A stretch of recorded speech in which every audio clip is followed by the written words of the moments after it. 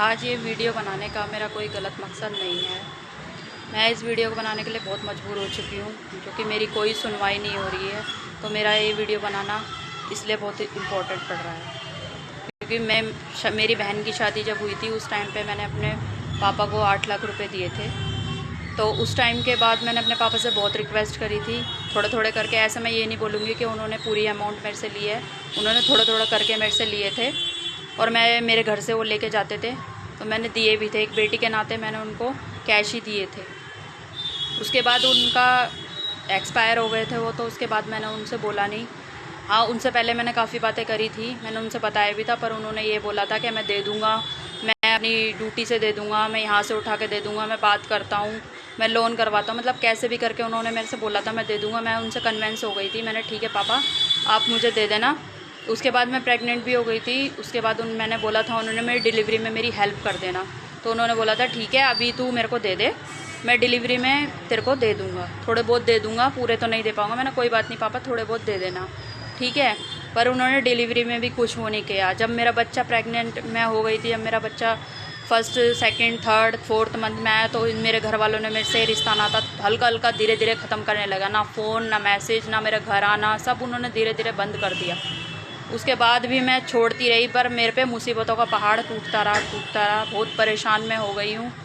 तो अभी भी उसके बाद मेरे पापा एक्सपायर हो गए। उसके बाद वैसे भी एक बेटी अपने ऐसे समय में तो बोलेगी नहीं। मैंने उसके बाद भी काफ़ी टाइम तक नहीं बोला। मेरे हस्बैंड ने भी मुझे मना कर दिया था कि नहीं अब नहीं, अब रहने दे, थोड़ा बहुत टाइम समझ लेगा, सब ठीक होगा तब बात करियो इस बारे में। तो मैंने काफ़ी टाइम दिया, फिर मैं बहुत परेशान हो गई। ये परेशानी मेरे घर वालों को सबको पता थी, मेरे भाइयों को भी पता है, मेरी मम्मी को भी पता है, मेरी बहन को भी पता है। मैंने सबसे बात करी है, अपने घर में मेरे जितने भी रिश्तेदार हैं मैंने सबसे अपनी परेशानी बताई है, पर मेरी उस परेशानी में किसी ने भी मेरा साथ नहीं दिया, ना ही मेरी बातों को सुना, ना ही कोई भी मेरे घर आए।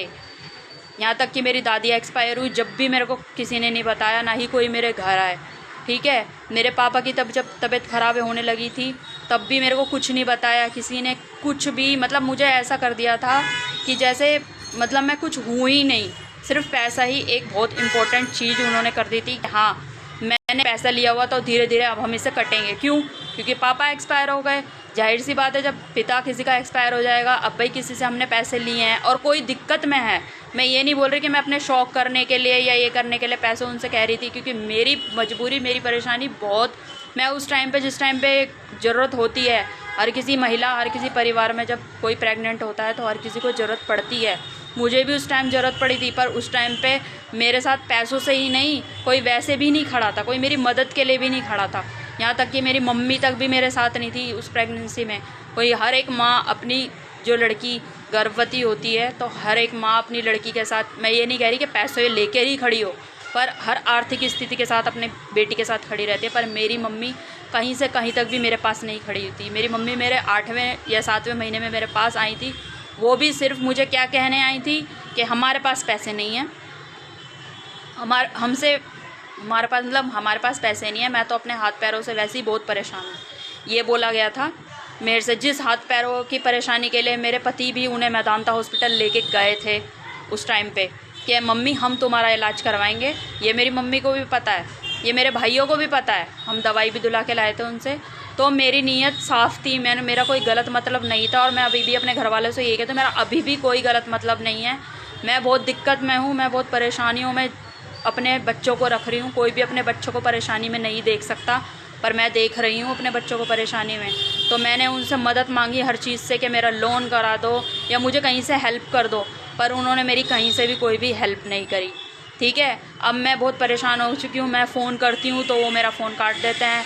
वो मेरे को बोलते हैं कि अभी तो हमारे पास है नहीं, हम तो बहुत परेशान हैं। वो मेरी परेशानी सुनने से पहले ही अपनी परेशानी मुझे बता देते हैं। पर कई लोगों से मुझे पता चलता वो ठीक है, वो है। मैं ये नहीं कह रही कि मेरे पूरे पैसे दो, पर मेरे कुछ तो पैसे दे सकते हो, थोड़े बहुत पैसे तो दे सकते हो, जो मैं अपनी परेशानियों से थोड़ा थोड़ा निकल सकूं। मैं ये नहीं कह रही कि मुझे पूरे ही तुम भाई मेरी हर चीज़ों से मदद करो। मेरी हर चीज़ों से मदद करने की कोई ज़रूरत नहीं है। वो सब छोटी छोटी चीज़ें मेरे पति कर रहे हैं। हम दोनों मियाँ बीवी अपने घर को ठीक ठाक सही कर रहे हैं। अभी मेरे बच्चों को सब कुछ वो चीज़ें की जा रही हैं। पर मैं उन चीज़ों में, क्योंकि उस टाइम जब डिलीवरी हुई थी तो मुझे भी उस टाइम पे भाई जब मेरे ही पैसे मेरे पिता ने ले लिए थे, जब मेरे साथ कोई नहीं खड़ा था तो मुझे भी कहीं से लेने पड़े थे पैसे। तो अब मुझे उसको भी तो देने पड़ेंगे ना पैसे। वो तो कोई मेरा रिश्तेदार है नहीं जो मेरे लिए फ्री में छोड़ देगा मेरे को, है ना। जब मेरे ही माता पिता मेरे साथ ऐसा कर रहे हैं तो कोई दूसरा तो क्या ही छोड़ेगा, ठीक है। तो बस मैं इस वीडियो के माध्यम से यही कहना चाहूँगी अपने घर वालों से कि मेरी परेशानी को समझो और मेरे पैसे दे दो। मैं तुमसे ये नहीं कह रही, अभी भी फिर दोबारा मैं बोलती हूँ कि मैं ये नहीं कह रही कि मेरे पैसे पूरे दे दो, पर थोड़े थोड़े करके दो। कि मम्मी मैं बहुत परेशान हूँ। मैं अपनी मम्मी से ही कहना चाहूँगी, क्योंकि जब पिता एक्सपायर हो जाता है तो एक बेटी अपनी माँ से ही रखती है, पर मैंने अपनी मम्मी से भी रखा। अभी भी मैंने अपनी मम्मी को ही फ़ोन करा, अपनी मम्मी से ही बात करनी चाहिए कि मम्मी मेरी परेशानी समझो, मेरे बच्चों की दिक्कतें समझो, मैं बहुत परेशान हूँ, मेरी कहीं ना कहीं से मदद करो। पर नहीं, मेरी मम्मी ने क्या बोला मेरे से कि तू अपने बड़े भाई से बात कर, मेरे कुछ नहीं है, मेरी तो तबीयत ख़राब चल रही है। उससे पहले जब तुम सबसे बात कर रहे थे, जब तुम्हारी तबीयत ख़राब नहीं चलती, सिर्फ मेरे से बात करने में ही तुम्हारी तबीयत ख़राब चल जाती। अरे अपनी लड़की को देख तो लो कि तुम्हारी लड़की कितनी परेशानियों में जूझ रही है। उसके छोटे छोटे बच्चे क्या तुम्हारे कुछ नहीं लगते? वो छोटे छोटे बच्चे भी तो तुम्हारे कुछ लगते होंगे। उसकी परेशानी देख तो लो एक बार, कम से कम मेरी उस बात को सुन तो लो। पर नहीं, मेरी उस बातों को भी नहीं सुना जाता। बस मैं यही रिक्वेस्ट करना चाहती हूँ अपने घर वालों से कि मैं 3 दिन का वक्त दे रही हूँ, मेरे पास एक यही ज़रिया है, क्योंकि वो फ़ोन पे बात करेंगे नहीं मेरे से। मेरी मम्मी ने साफ हाथ खड़ा कर दिया, भाई मुझे मत फ़ोन कर, तू अपने भाई से बात कर। मैं अपने भाई से बात क्यों करूं? पैसे लेने कौन आया था? मेरे पिता आए थे, मेरी मम्मी मेरे घर आई थी, हैं। तो मैं अपनी मम्मी और अपने पिता से ही तो बात करूंगी, अपने पापा से ही तो बात करूंगी। और मैं अपने पापा की इज्जत को ख़राब नहीं करना चाहती थी ना। जब भी मैं शादी में अकेली अपनी पिता की इज्जत के लिए खड़ी थी, ठीक है। और मैंने अपने पिता की इज्जत को उछालने के लिए कुछ नहीं करा। अभी सिर्फ मैं इस वीडियो में इतना ही कहूँगी। पर हाँ, अगर धीरे धीरे मैं अपनी बातों को सब कुछ रखूँगी। अगर इन्होंने मैं चाहती हूँ कि वहाँ से मेरे को एक पॉजिटिव जवाब आए। मैं चाहती हूँ कि मेरे भाई या मैं ये नहीं चाहती कि मेरे भाई पैसे दें। अभी भी मेरी माँ ड्यूटी करती है, मेरी माँ की नौकरी है, मेरी माँ पैसे अच्छे खासे कमाती है। मैं ये नहीं कह रही कि मेरी मम्मी मेरे को सारे पैसे दे, पर हाँ थोड़े बहुत पैसे इतने दे कि मैं अपने बच्चों को मुसीबत से निकाल सकूँ। तो बस मेरी यही रिक्वेस्ट रहेगी कि 3 दिन के अंदर मुझे पॉजिटिव जवाब मिल जाए, क्योंकि मैं अपनी मम्मी को फ़ोन करूँगी बार बार तो मेरी मम्मी यही मुझे जवाब देगी कि मेरी तबीयत ख़राब है। और मुझे अपने भाई को करना नहीं। वो भाई जब भी नहीं था, जब मेरे पिता पैसे लेने आए थे, जब मेरे मीटिंगें करी गई थी कि मेरे पिता ने उस मीटिंग में भी बोला गया था कि मैं ज़ीरो हो गया हूँ, तो उस टाइम पे भी मेरा भाई नहीं था। उस टाइम पे भी मेरे पिता ने ही बोला था, मेरे पापा ने ही बोला था उस टाइम पे भी। ये सब गवाह हैं, बुआ फूफा सब उस मीटिंग में थे, वो सब गवाह होंगे। पर वो अभी कुछ नहीं बोलेंगे, क्योंकि भाई वो तो उनके साथ ही खड़े होंगे ना। गलत के साथ गलत ही खड़ा होता, सही के साथ कोई नहीं खड़ा होता। इस टाइम मैं अकेली हूँ, क्योंकि मेरे सास ससुराल वाले नहीं हैं। इस वजह से मेरे ऊपर हावी हो रहे हैं कि एक बच्चों को पागल बना देंगे, एक बच्चों को अरे कैश दिया था, चेक थोड़ी ना दिया था, यही बोल दिया जाता है। कोई भी अपनी लड़की अपने पिता को ये नहीं बोलेगी कि मैं चेक से दूंगी या मैं कैमरे के सामने दूंगी। पापा मुझे तुम पे भरोसा नहीं है। आपसदारी में, रिश्तेदारी में कोई भी, आप भी सब, मैं अपनी बातें सब तक इसलिए पहुंचाना चाहती हूँ कि आप सब ने भी ये सब चीज़ें फेस करी होंगी। कोई भी रिश्तेदारी में कोई भी चेक से नहीं देता। मैंने भी अपने चाचा को कैश, मेरे चाचा जो छोटे वाले हैं, रिया के पापा, उनको भी मैंने 1 लाख रुपए दिए थे उस टाइम पे। तो वो भी मेरे हस्बैंड के घर आए, मतलब हमारे घर आए थे मेरे हस्बैंड को कहने के लिए।